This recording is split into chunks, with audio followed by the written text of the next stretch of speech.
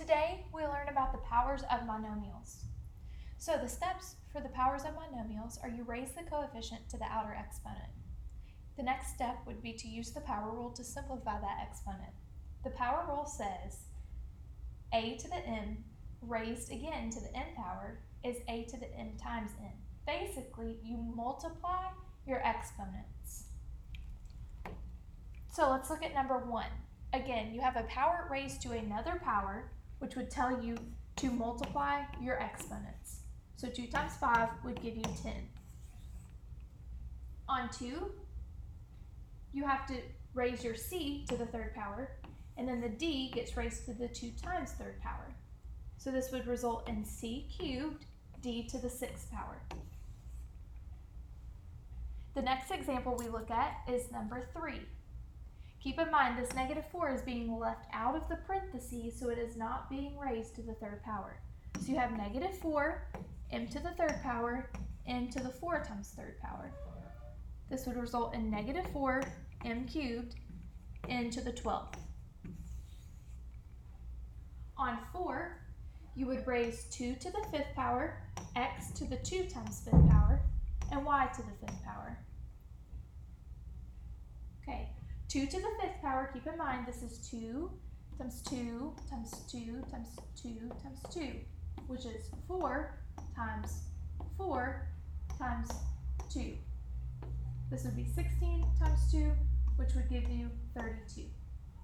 So this would be 32 x to the 10th, y to the 5th.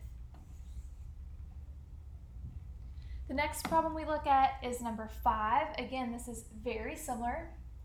This would result in -3 cubed x to the 2 times 3. -3 to the third power is -27. Then 2 times 3 is 6.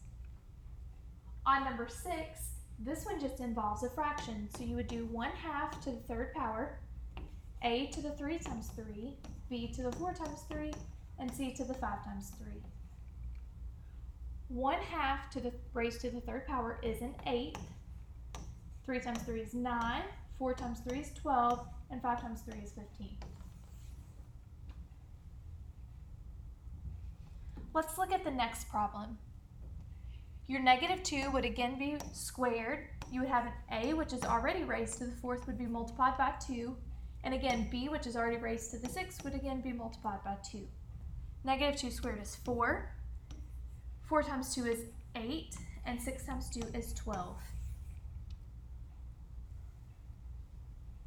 On 11, you see 2 different power rules slammed together.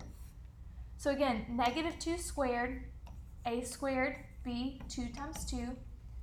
You have your multiplication sign, and then you treat this side separately. So you do 3 squared, a to the 2 times 2, and then b squared. Simplify this a step farther before we combine. -2 squared is 4, a squared, b to the 4th. You still have your multiplication sign between, and then on the right you have 9, a to the 4th, b squared.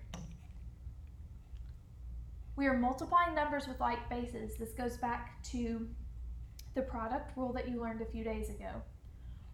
4 times 9 is 36.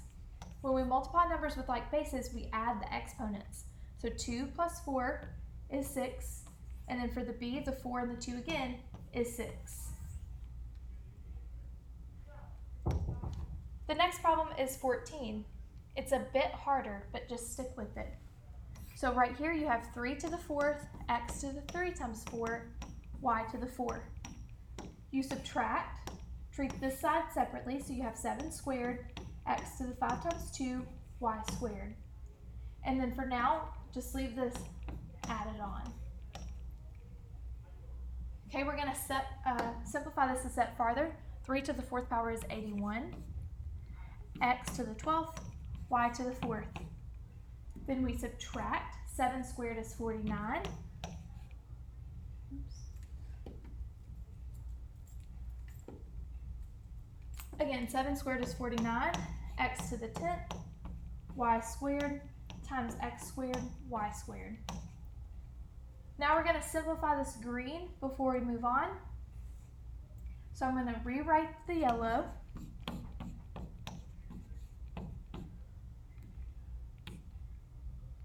you get 49, x to the 12th, y to the 4th. Okay, now you can subtract.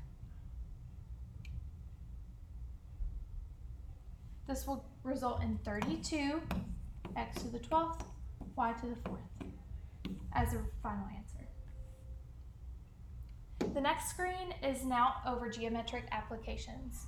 So to find the perimeter, you have to add all the sides. So the perimeter would be 5x squared plus 12x plus 5x squared plus 12x. Now you combine like terms. Your x squared terms make 10x squared, and your simple x terms make 24x. That would be the perimeter. Now we look at the area, which you would find by multiplying 5x squared times 12x.